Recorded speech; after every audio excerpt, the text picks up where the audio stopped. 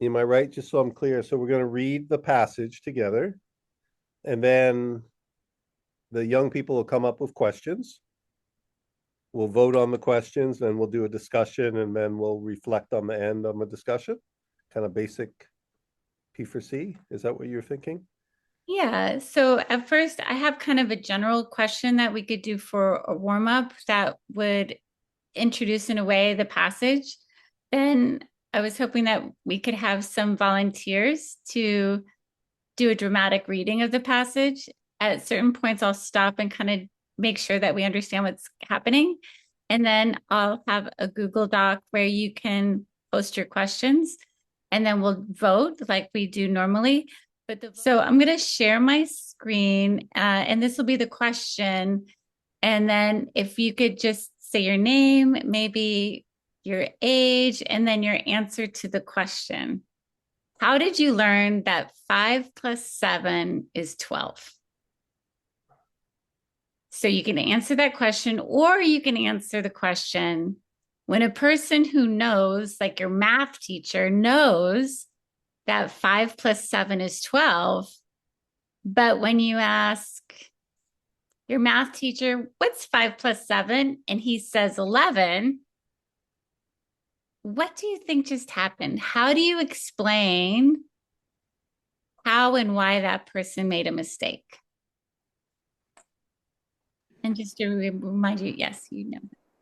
Okay, so my name is Carly. I'm 12 years old, and I learned 5 plus 7 because we learned to count to like 20, and then like with your fingers, just like add 7 more.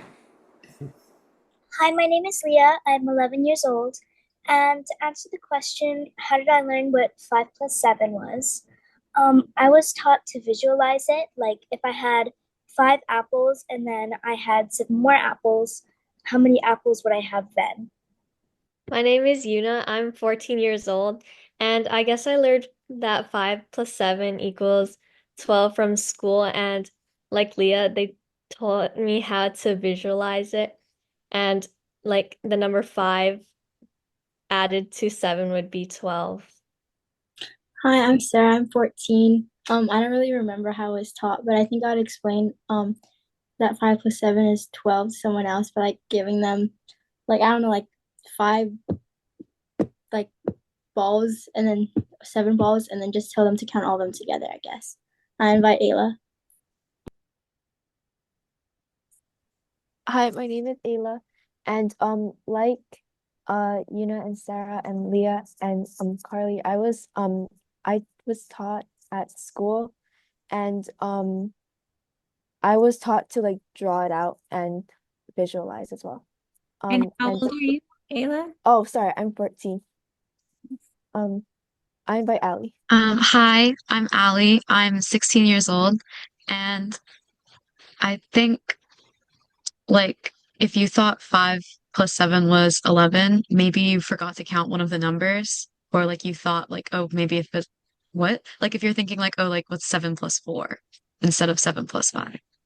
I invite Kalei. I'm 15 years old, and I believe, like from a young age in math, we were taught how to count, but in a sense of when you're adding numbers, always add numbers to their full potential of the 10. So 7 plus 5, you have to carry 5 of those over to complete that other 5, and your remainder is still a part of it. And so another way to memorize that is like visually. If I need 10 baskets or 10 apples in one basket, and I have 5 and 7 on the side, then to make it a whole by kind of completing each other.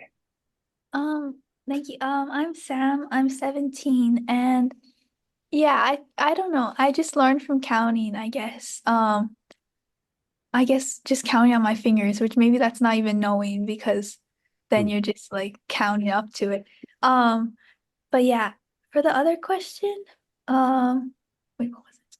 Like, how would you correct someone Oh, if my teacher said that, I would probably just believe my teacher because I don't know. There's like some things in math, I'm like, wait, that doesn't make sense, but like I don't understand it intuitively, but like I'm kind of taught to believe it in a way. So if my math teacher was telling me like a certain thing that I didn't really think I would probably trust them, I guess, because I would think maybe my understanding was wrong, honestly. I invite Leia.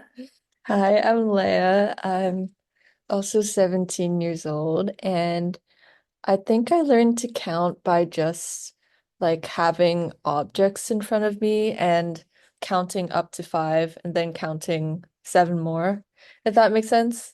But I think I'd always get really confused because I would count like the zeros. Like when I was, this is when I was really young. So eventually I just learned through like a bunch of like practice through my education.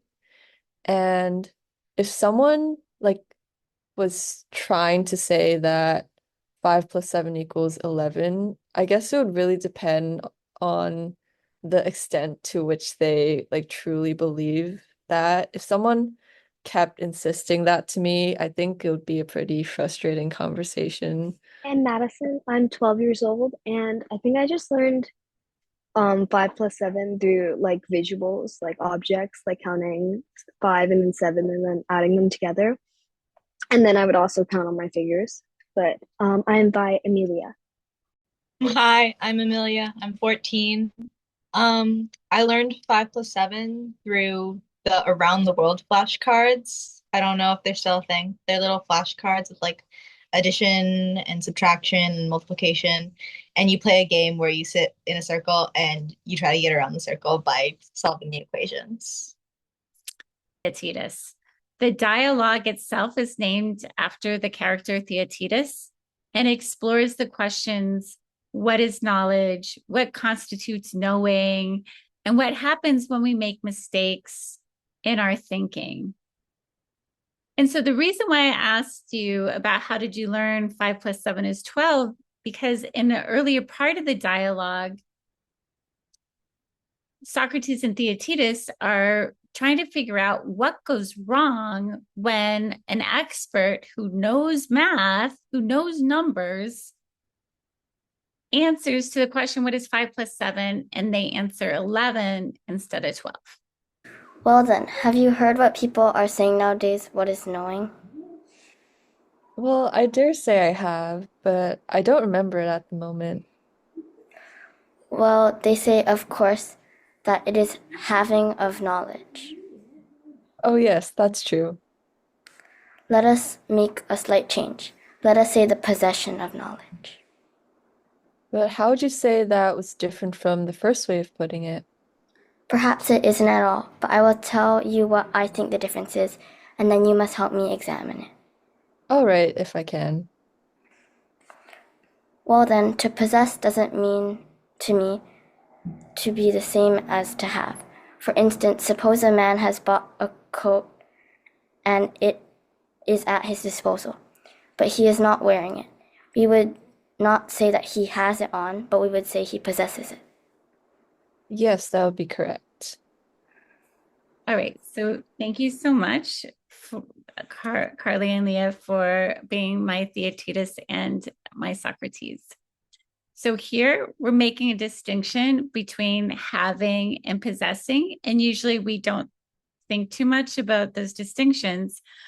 But when it comes to knowing something or learning something, what we have in our knowledge base versus what we possess in our knowledge base, what is ready at hand, and what do we own, right, is kind of this first part. So remember that at first it does seem like there isn't a distinction between possessing and having, and then towards the end it seems like there could be a distinction between possessing and having. So now, Una, do you mind being my Socrates? And Sarah, can you be my Theaetetus for this next part? Now look here. Is it possible in this way to possess knowledge and not have it? Suppose a man were to hunt wild birds, pigeons, or something, and make an aviary Aviary. aviary for them at his house and look after them there. Then, in a sense, I suppose we might say he has them all the time, because of course he possesses them. Isn't that so? Yes. Okay, I'm going to stop you for a second. An aviary is this big kind of glass. It could be a glass structure, or it can be a kind of a huge cage where you keep birds, live birds, so they can fly around and you can enjoy them. So that's if you didn't know what an aviary is. So now they're going to use an aviary image, and let's see how they apply that image. Okay, thank you. Continue. But in another sense, he has none of them. It is only that he has acquired a certain power in respect of them, because he has got them under his control in an enclosure of his own. That is to say, he has the power to hunt for anyone he likes at any time, and take and have it whenever he chooses, and let it go again. And this he can do as often as he likes. That is so.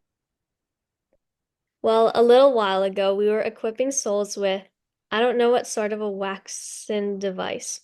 Now let us make in each soul a sort of aviary in all kinds of birds, some in flocks separate from the others, some in small groups, and others flying about singly here and there among all the rest. All right, let us suppose it made. What then? Then we must say that when we are children, this receptacle is empty, and by the birds we must understand pieces of knowledge. When anyone takes possession of a piece of knowledge and shuts it up in the pen, we should say that he has learned or has found out the way of which this is the knowledge, and knowing, we should say, is this. Perfect. Okay. Thank you so much, Una and Sarah, for being my Socrates and Theaetetus. So now we're taking the aviary passage and we're using it as kind of analogy for when you were children and you were being taught how to count. You were being taught how to count 7 plus 5.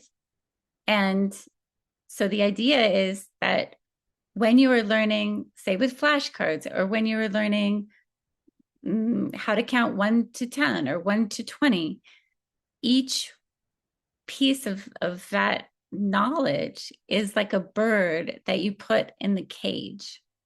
And so you're in your mind, right, is this aviary. Now, whether this model really works or not is another question. But in your mind, you have all these birds flying around as knowledge. And that when you are thinking or when you are answering and you get a correct answer, it's because you caught the right bird that you were looking for. That's given then. Okay, Allie, you want to be my Socrates? Now think, when he hunts again for any one of the pieces of knowledge that he chooses and takes it and has it, then let's go again. What words are appropriate here? The same as before when he took possession of the knowledge, or different ones. You will see my point more clearly in this way. There is an art you call arithmetic, isn't there? Yes. Now, I want you to think of this as a hunt for pieces of knowledge concerning everything odd and even. All right, I will. It is by virtue of this art, I suppose, that a man both has under his control pieces of knowledge concerning numbers and also hands them over to others. Yes. And we call it teaching when a man hands them over to others, and learning when he gets them handed over to him. And when he has them through possessing them in this aviary of ours, we call that knowing. Yes, certainly. Now you must give your attention to what is coming next. It must surely be true that a man who has completely mastered arithmetic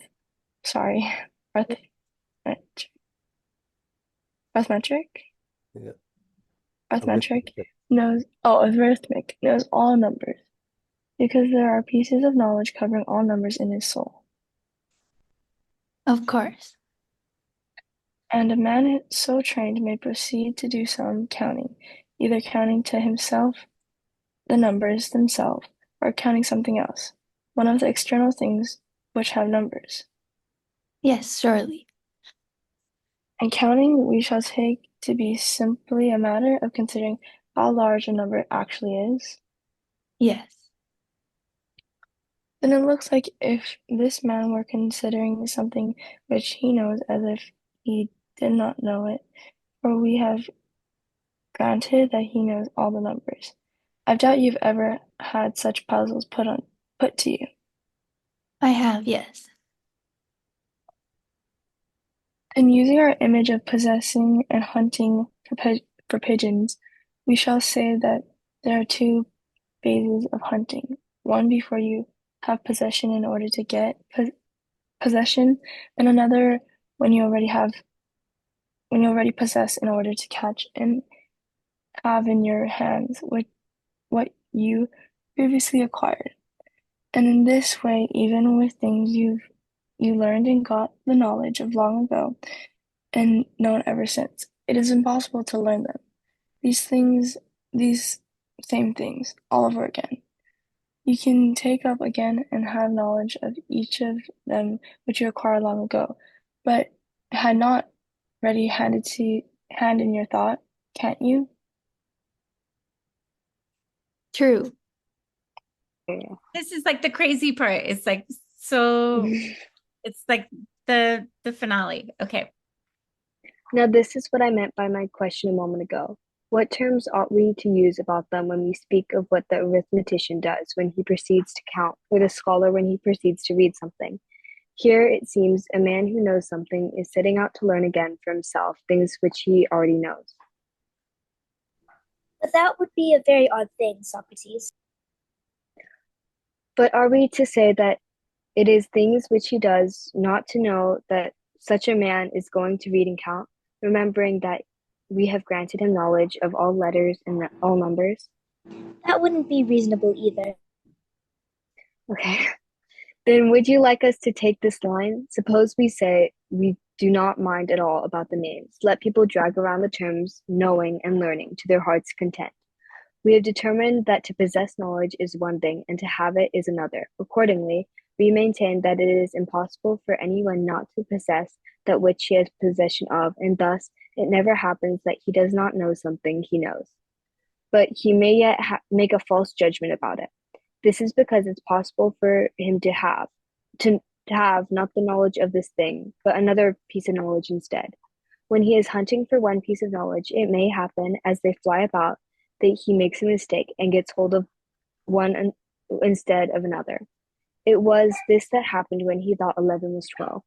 He got hold of knowledge of 11 that was in him instead of knowledge of 12, as you might catch a ring dove instead of a pigeon. Yes, that is reasonable now. But when he gets hold of the one he is trying to get hold of, then he is free from error. When he does that, he is judging what is. In this way, both true and false judgment exist, and the thing that worried us before no longer stand in our way. I dare say you'll agree with me. Or, if not, what line will you take? I agree. Yes, we have now got rid of this not knowing what one knows. For we now find that at no point does it happen that we do not possess what we possess, whether we are in error about anything or not. But it looks to me as if something else more alarming is by way of coming upon us. What's that? I mean, what is involved if false judgment is going to become a matter of an interchange of piece of knowledge? What do you mean? To begin with, it follows that the man who has knowledge of something is ignorant of this very thing, not through lack of knowledge, but actually in virtue of his knowledge. Secondly, he judges that this is something else and that the other thing is it. Now surely this is utterly unreasonable. It means that the soul, when knowledge becomes present to it, knows nothing of it, is wholly ignorant. According to this argument, there is no reason why an accession of ignorance should not make one know something, or of blindness make one see something, if knowledge is ever going to make a man ignorant. Well, perhaps, Socrates, it wasn't a happy thought to make the birds only pieces of knowledge. Perhaps we ought to have supposed that there are pieces of ignorance that also flying about in the soul along with them. And what happens is the hunter sometimes catches a piece of knowledge and sometimes a piece of ignorance concerning the same thing. And the ignorance makes him judge falsely, while the knowledge makes him judge truly. I can hardly refrain from expressing my admiration of you. Theaetetus. Did I say that right? It doesn't matter. But do think again about that. Let us suppose it is as you say, then you maintain. The man who catches a piece of ignorance will judge falsely. Is that it? Yes. But presumably he will not think he is judging falsely. No, of course he won't. He will think he is judging what is true, and his attitude towards the things about which he is in error will be as if he knew them. Of course. He will think he is hunted down and has a piece of knowledge and not a piece of ignorance. Yes, that's clear. So after going a long way round, we are back at our original difficulty. Our friend, the expert in refutation, will laugh. My very good people, he will say, do you mean that a man who knows both knowledge and ignorance is thinking that one of them which he knows is the other which he knows? Or is it that he knows neither and judges the one he doesn't know to be the one which he doesn't know to be the one which he doesn't know? Or is it that he knows one and not the other, and judges that the one he knows is the one he doesn't know? Or does he think that the one he doesn't know is the one he does? Or are you going to start all over again and tell me that there's another set of pieces of knowledge concerning pieces of knowledge in ignorance, which a man may possess shut up in some other ridiculous aviaries or waxen devices, which he knows so long as he possesses them, though he may not have them ready to his hand in his soul, and in this way end up forced to come running around to the same place over and over again and never get any further? What are we going to say to that, Theaetetus? Oh dear me, Socrates, I don't know what one ought to say. Then don't you think, my boy, that the argument is perhaps dealing out a little proper chastisement and showing us that we were wrong to leave questions about knowledge and proceed to inquire into false judgment first, while as a matter of fact it's impossible to know this until we have an adept grasp of what knowledge is? Well, at the moment, Socrates, I feel bound to believe you. Great. Okay, so these are the questions.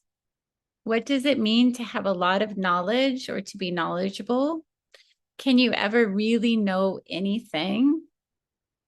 Can you know something without realizing you know it? How do we know that something really is the truth? How can we say we know things if we don't truly know if we know them? How do we differentiate true from false, ignorance from knowledge? Can something still be useful even if it's not in your immediate possession? If we're supposed to give credit to someone for knowledge, who do we credit to? If you found out that the sky was green instead of blue, how would you discern which truth is really true? And how do you know if you're out of the cave? That's great. So number 6 was chosen. So let's go back to number 6, and then I'll also put that in the chat. So how can you know something without realizing you know it? Oops. So whose question was number 6? Allie. Okay, so That was mine.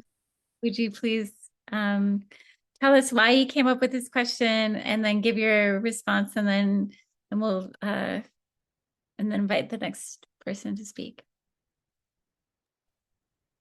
I was kind of thinking, like, I don't know, like if the idea that like you are getting knowledge from somewhere, or like that you're like collecting knowledge throughout like your life, like is it possible to have knowledge without like getting it from somewhere? Um, yeah, I think that's kind of what I was thinking. Uh, Ayla, did you have your hand up? So I was thinking about your question, and I feel like, yes, you can know something without realizing you know it. So, according to according to analytical psychology, I did a speech about this. So, your thoughts and like your feelings and emotions that are really like strong, they get stored in your unconscious, which creates psychic tension, and which means that those thoughts, feelings, and emotions, you don't know they exist, but because they're stored in your personal unconscious, they're still controlling your actions and what like you do and what you think day by day, but you still don't know they exist. So yeah. Yeah, going off of what Ayla and Ali were saying, I was thinking about what Ali was saying about like without getting it from anywhere. Because when I first heard the question, I kind of thought of it as like you learned it from something but didn't realize you learned it from something. Like for example, like I know some people who like their siblings were in dance, so they always saw them practicing their routine, but they were just kind of sitting there not paying attention. But then one day they got up and then realized they could, when the music was playing, they realized they knew the whole routine and they could do it without realizing they had learned it or even trying to learn it. So that's what I first thought of when I heard the question. But then I realized I'm kind of thinking more about like knowledge without getting it from anywhere. Even if you didn't realize you got it from somewhere, you still got it from somewhere. So I guess I was wondering, like, yeah, what Ali was saying, like, out getting it from anywhere. So, like, just from yourself, I guess. And I was just wondering if that's even possible or if everything has to come from somewhere or if there are combinations of different things which can make something new. But is that even something new if it's just coming from other things? Yuna. I feel like you can come up with things yourself, but I think it does come from somewhere because I people teach you how to learn, how to make connections yourself, and from those connections you can use things you learn to make connections and know other stuff. So you don't really need to be taught exactly what you're thinking of, like something that you don't know before, but you realize you know it because you made a connection in your mind by yourself. I think like in order to answer this question, like sometimes in P4C we have this thing where you like have to answer this one question in order to answer the actual question. And I was just wondering like like how can you even know you know something? I feel like that's what Socrates talks about a lot. And he talks about this like virtue in being able to like discern like true knowledge and like ignorant knowledge.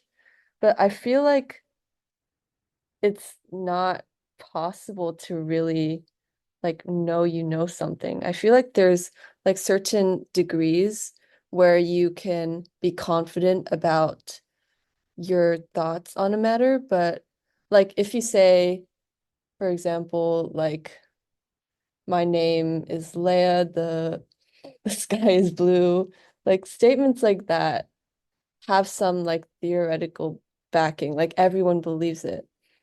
And I feel like you need to have like certain things to have something to be considered like somewhat like able to be true in your head. Like if you say that like mermaids exist, then that wouldn't be truly like a true statement. But I feel like there's still like an imbalance there where you can't really like know fully whether something is true. So I guess like if you don't have that like theoretical backing of like knowing knowledge, then how do you like, yeah, how do you even answer that in the first place? If you know what I mean. Kind of off topic, but your idea of like proving if mermaids are real and then having like backing for it. What is real? Is it like, okay, sorry, I should put it into words first.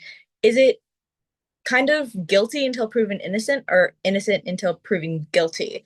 Because saying something's true and then having something to back it up, that would make sense. But saying something's true and then not having anything to refute that, doesn't that seem like a little preposterous to be like, no, it obviously has to be false because you don't have anything to back it up? When it might be true, you just don't have anything to back it up. Oh, Sam. Sorry. Okay, I kind of lost my train of thought. Yeah, going off of that about like backing up stuff, I guess. I just wonder like how do you back up anything if you have to first back up what you're backing it up with. Like, how do you prove anything is true? Like, where does it start in a way? And I know that quote, like, I think, therefore I am, and then how he added, like, I don't know who said it, but he added like all the ideas one by one, and he realized, well, he thinks, so then therefore he is. So now I was thinking like, how do you like start that? Because to prove that like mermaids exist or something, you have to back it up. But then we have to first back up what we're backing it up with. And then like I guess I don't understand how you can like end it in a way. And also about like the learning thing, and how you like know what you're knowing, I guess. I was kind of thinking about that and like how you learn to learn in a way. Kind of like I feel like school teaches us knowledge, but I feel like other parts of life teach us how to obtain knowledge in a way. Like there's certain things I think you have to learn how to learn, and I think you can't really be taught that. You have to like experience in a way. But yeah, that's just kind of what I was thinking. This kind of reminds me of like the idea of existing, because using the example of the mermaids, we might know that they might not exist physically, but I feel like to exist, it could be also the idea of it existing in our minds. So just like if a tree falls in a forest and no one hears it, did it, I forget what it was, but did it actually fall or something like that? Because think that a tree could still fall. It's just that no one knows it because it still happened. Yeah, so what you were saying, Yuta, with the tree falling in the forest thing, it kind of made me think like not kind of how do we know if anything actually happens, but also like is there a definite way to prove something is actually true? Like, is there a universal truth?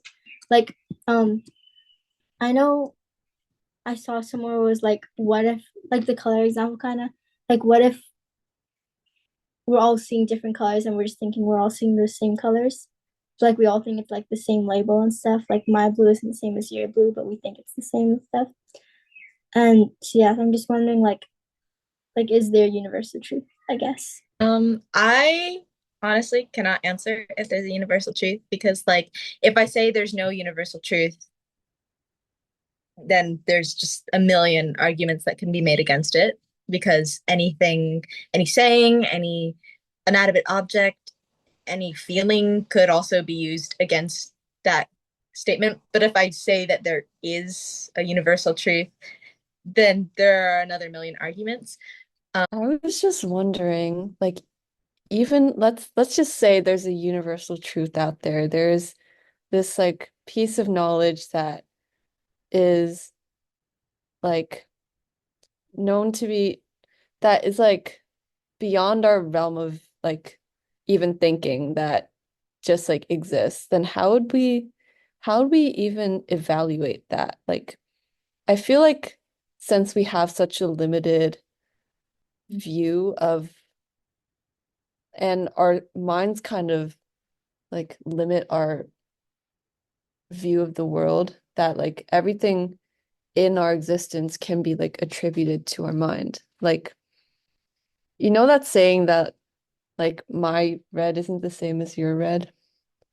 I feel like since we're so limited by our own biases that we don't, well, first of all, we don't have the like way of evaluating true knowledge. Because what if we all, like going back to the question, what if we possess that universal truth?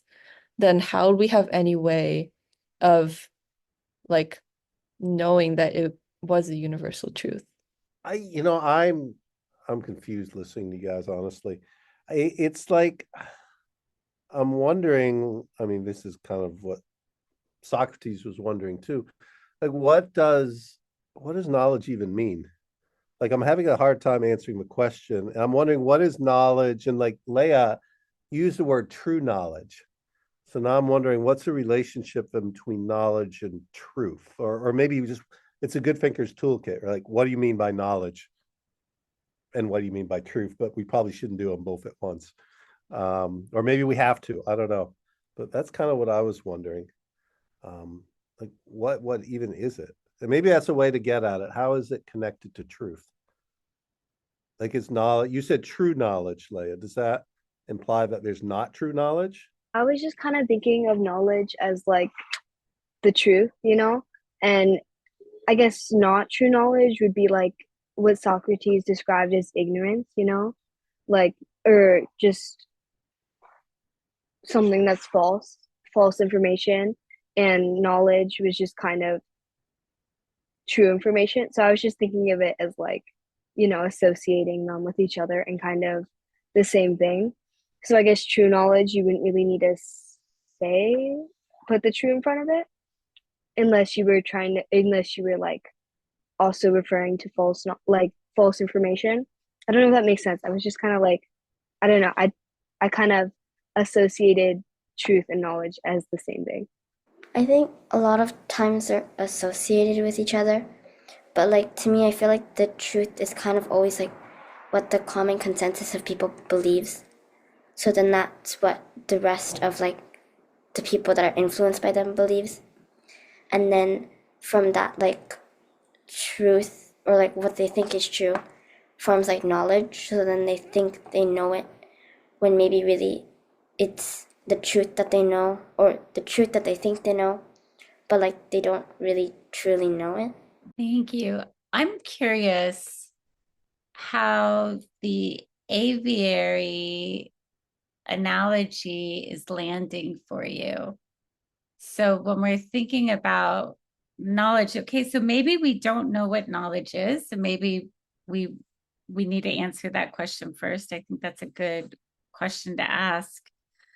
But let's assume that knowledge is something that you kind of capture in your mind and it flies around like a bird.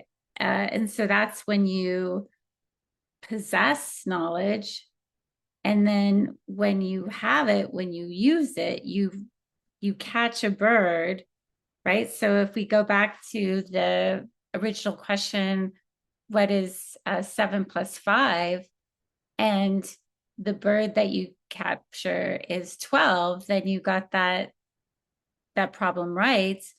But let's say you accidentally, or you think that 7 plus 5 is 11 and you capture the 11 bird, then you would have a wrong answer. So is that mistake? Is that a mistake regarding knowledge, or is that a mistake regarding something else? Bring it back to the Theaetetus passage with respect to, is there a universal truth? Well, what would the aviary look like if there is a universal truth? What happens when we make a wrong judgment, or when we think we are speaking the truth when we're speaking falsely? All these questions. Like, Kalai, you had your hand up there, yeah? Go for it. I kind of viewed like the question as more like an aspect of it. So it's like in previous p4c conversation, I talk about like beliefs and your viewpoints and like kind of how you were not like so much raised, but the foundation of everything that was taught to you and like what you possess, like the knowledge you possess. And I feel like with the like it kind of just shows how someone can capture something in a different way because we are kind of these different possessors, if that makes kind of somewhat sense. Like everyone here right now, we're all different. We all learn different. And then like the beginning question of how we learned how to count 5 or 5 plus 7, or how we like kind of learned how to do math. It's all in like these different but similar ways. And I feel like that goes to the same thing with possessing different knowledge. I know that some people would put beliefs, whether it be like religious or personal, into answers and outcomes, so like that will show.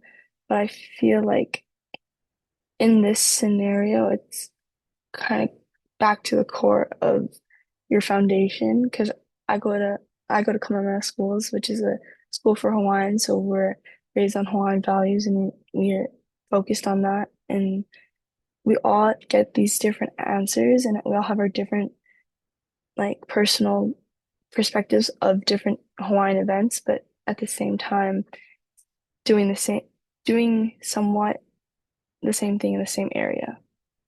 And I feel like kind of capturing different questions and knowledge is kind of ties into the differences, but the positive it has on each other.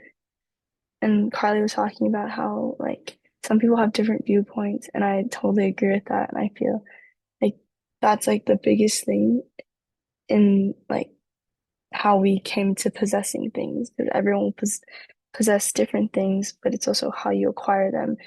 And in the end, you'll probably acquire the same thing, but it's that journey and like that road you take due to your personal self and needs. Yeah, that just kind of reminded me of like, I think I use this example a lot, but kind of like tinted glass. Whereas like people, we only can see through that in a way. And we can't really get out of that, kind of with Yuna's example of like if a tree falls in a forest and no one hears it, doesn't make a sound. Like if you think of it as only as humans, I guess things are only real to us through observing them. So like in that sense, it wouldn't make a sound. But if you think that something exists beyond like it being viewed as existing, then it does. And yeah, I was thinking of like in my math class, we had to do this whole unit about logic and like the true false tables and stuff. And I was thinking about that as kind of like tying back into like the idea of like what can we know for true, I mean for like certain. And I was thinking of that because like you can prove an argument with like that you can prove an argument is like valid, I guess, without it having to be like a true statement, because the logic can still be sound without it being like a statement that's like true in real life. I don't know if I'm saying that right, but like how the difference between like invalid versus false is what I was thinking about. And about like the aviary, I think. I was thinking about that and like how that relates to like possessing knowledge. And with like the 7 + 5, I think that's something, if you could say it's 11, depending on what you mean by the question, because you could still use a different kind of logic, I guess. If what you meant by those different numbers were different, then you could use different logic and that would be a valid point, but it wouldn't be true, if that makes sense. So I was thinking about that and like catching the different birds in like the air, what's it called? Aviary, aviary. And like I guess there's like, for one thing, you can like view the bird as like different and in a different way, like what Chloe was saying. And then you can catch different ones, and depending on what it is, it can be like true or false. But I think the process of catching one is like what makes it valid or invalid, because that's the process where you're using sound logic. I don't know if that makes sense, but that's just kind of what I was thinking about, kind of like the only thing you can really know is through the process of knowing it and through the process of using logic to know that. But you can know the process is true, but you can't know the thing is true, if that makes sense. Leia. I'm still on this one. Okay, so I'm just gonna try to like connect. That was a really like interesting spiel. Okay, so I'm just gonna try to like connect what everyone's been saying and connect it back to the scenario of the 5 + 7.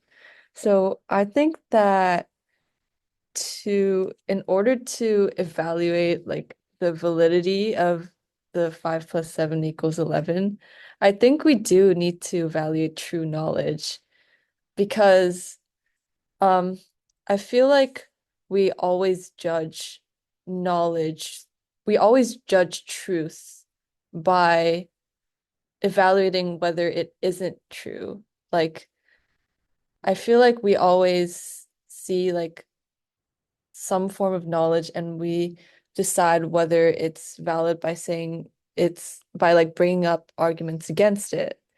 And I feel like this is always based, this might be like a topic jump, but I've always seen like this sort of like subjectivity as a barrier to finding like this absolute truth because like on one hand we have these like this like collective idea of what's of knowledge like some things that we like collectively believe as a society that like we all just like do like murder is wrong like those sort of things we just believe it as a society. But I feel like there's always a sense of like we're such unique people that everything we perceive is like even if it's like the same thing, it's very like based like what Sam said, like rose-tinted glasses. It's very based on what we as individuals see, like our biases are like pieces of knowledge that we already have. Like if you were trapped in a room and you were like told one thing over and over again, then you would like see that as your absolute truth. But because like, okay, that was like a really long explanation, but the point is, I feel like since we're already entrenched in these biases and belief systems, that it's really difficult to and like impossible to find absolute truth because we're only seeing our own like perspective on truth. Like I always think back to the story about the goldfish, like how Dr. Toby always says that like if we're trapped in a tank and like if a goldfish is trapped in a tank and it one day like magically like jumps out of the tank and then it's like, oh, I've been like swimming in water the whole time. So yeah, I feel like we can't really like if someone says 5 plus 7 is 11 and they've been like raised in that belief system their entire life, then that's like their idea of what that knowledge is. And in that sense, it's like true to them. Couple things I was thinking. I mean, Leia, when I was listening to you, I was thinking back to Carly saying, I forget how you said it, Carly. And Amelia, you kind of followed up on this, but how do you put it? Just kind of knowledge like being extended. It's a matter of perspective, right? Or like what the other people around you tell you too, right? I think you said Carly and Leia, yeah, you made me think of like, oh, I mean, think of current political situations, right? And if you only watch one news station, right? And you're hearing everything a certain perspective, and then you get different groups of people who get their news from different sources, thinking different things about reality. Yeah, I don't know quite where I'm going with that, but that's just what you made me think of when you're talking. And I also going back to the aviary thing, I got this image. You guys remember when we were at Fetch Farm last summer and David was, those of you who were with us, was all into catching the moths with the butterfly net. And he was like running all around trying to catch these little butterflies with the net.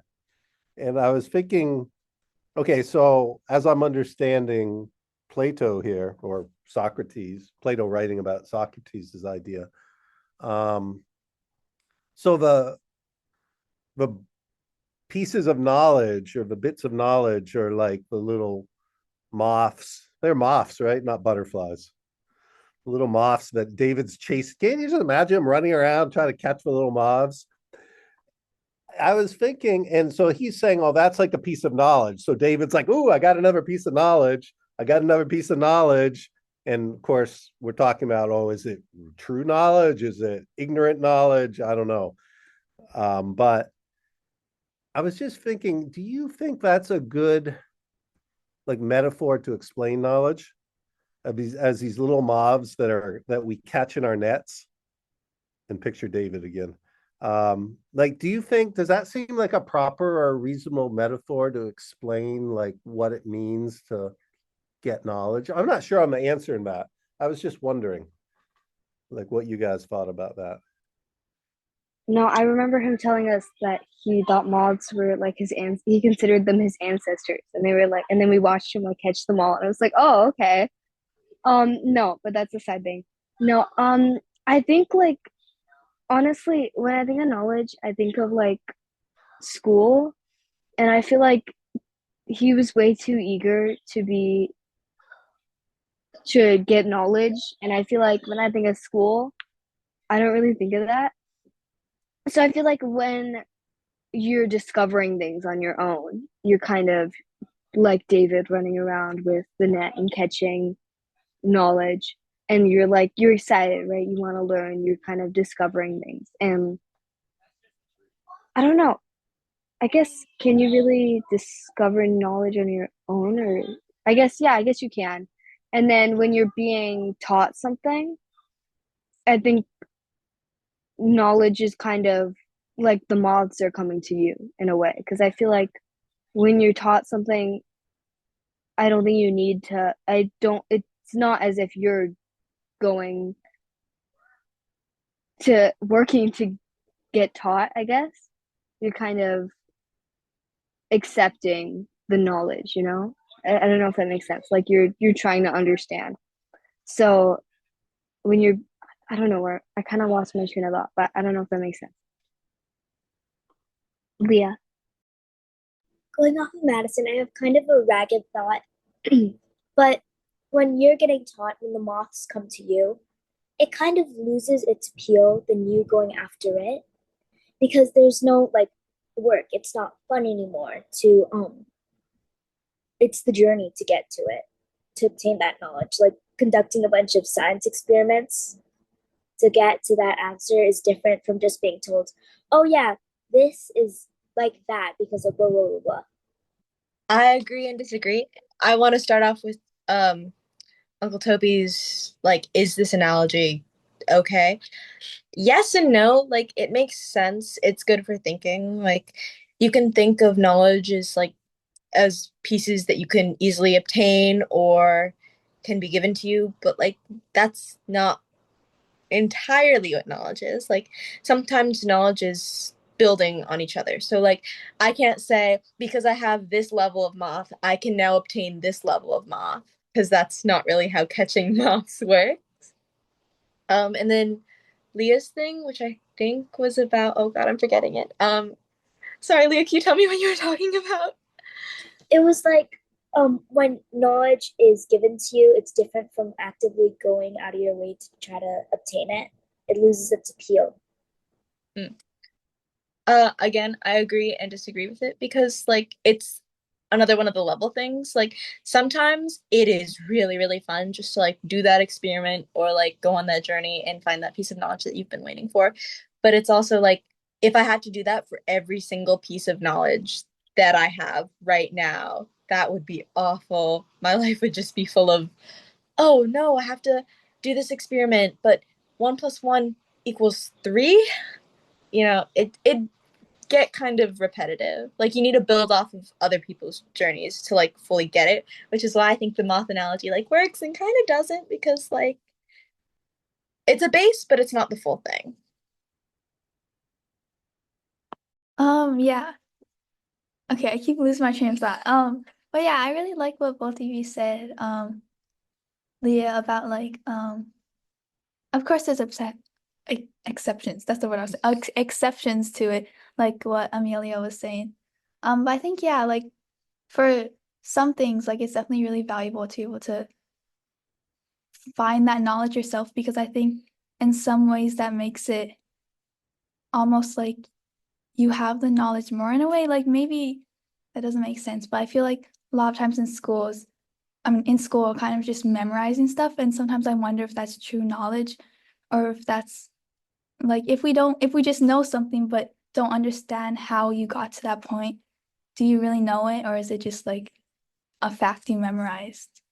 And also what was and yeah, that's kind of like why I like p4c in a way, because that's kind of like we're discovering for ourselves like things we could read, but then we discover how you found out that thing that makes it like make more sense in a way. Anyway, but then I think Uncle Toby was talking about it, about like ignorant knowledge, I think.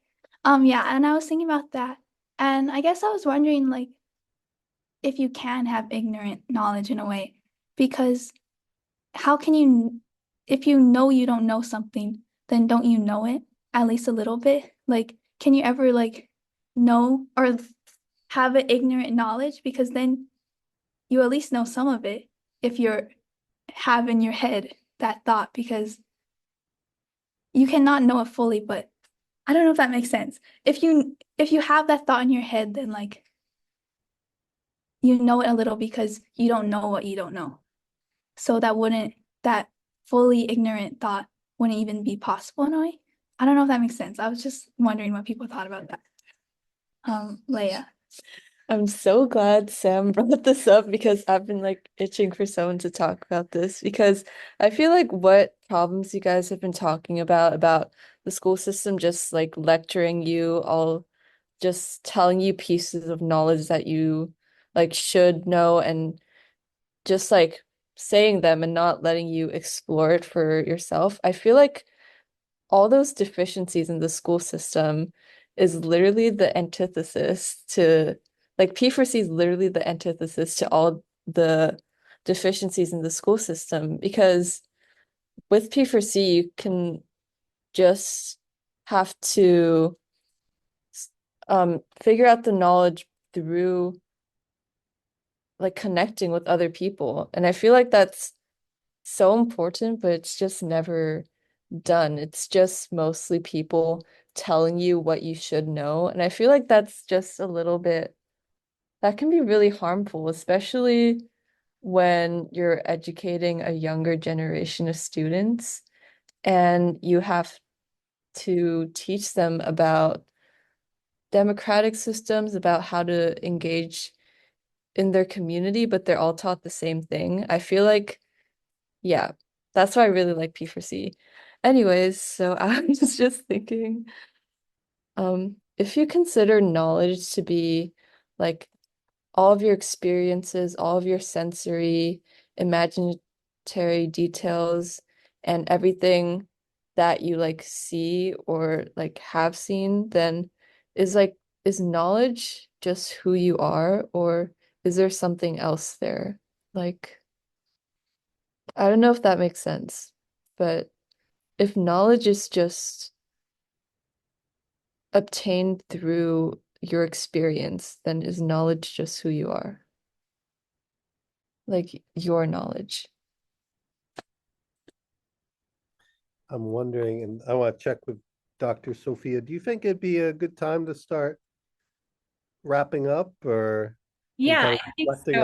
on our just kind of, I'm just going to ask them to reflect broadly on our practice and share how they think we did today. And I think that might reveal a little bit about what P4C is and why they find it valuable. Does that sound like a good way to wrap things up? Yes, that's perfect. So, when we do P4C, there are two sides. There's the community and the inquiry, right? And they're mutually reinforcing. And at the end of each session, we reflect on our practice. And some of the ways we look at the community is we think about, how's our listening? Did most people participate? Was it intellectually safe? And on the inquiry side, we ask things like, did we scratch beneath the surface? Were we focused? Did I challenge my thinking or give my brain a workout? Did I learn something new? Was it interesting? So most groups I like will ask one at a time, right? I'm going to ask you guys all 8 of them together. How did you think this session was? So how was our practice of P4C Hawaii today? So 5's the highest, 0's the lowest. And then we'll dig into some reasons a little bit. So yeah, let's just see. So I see some 4's, A lot of fours. Okay. Four. And by the way, okay, some threes, fours. Dr. Sophia, many in this group have concluded it's impossible ever to get a five. So it's very rare we get that score. So how about some of you folks, or each of you, or however many want to, why do you vote the way you did? How do you think our practice was today? And just kind of share a little bit for the viewers kind of about why you think we did or didn't do well today. Okay, I feel like we did really good and our thinking was really interesting to me, but it was a really hard question, and especially because the thought of thinking about our thinking and knowledge is just difficult and hard to comprehend. Maddie. Yeah, I give it a 4. I agree with all the points Una made. I think it was a really good question, and like what's it called? I can't think of the word. But I think I don't know, it was just really hard to like wrap my head around the whole idea, and just I was trying to like comprehend each idea, and then like I would get kind of lost. But it was really fun to be confused and like try to figure it out. And I feel like if we had more time, I think we would get really, really good, like really deep into it. But I think we did really good, and I had a lot of fun. Carly? So I gave it a 4, and I think we did really well because like with the stimulus is not something that we would read like every day. So I think being able to like connect with it and like discover it more in depth was really cool, and we did well.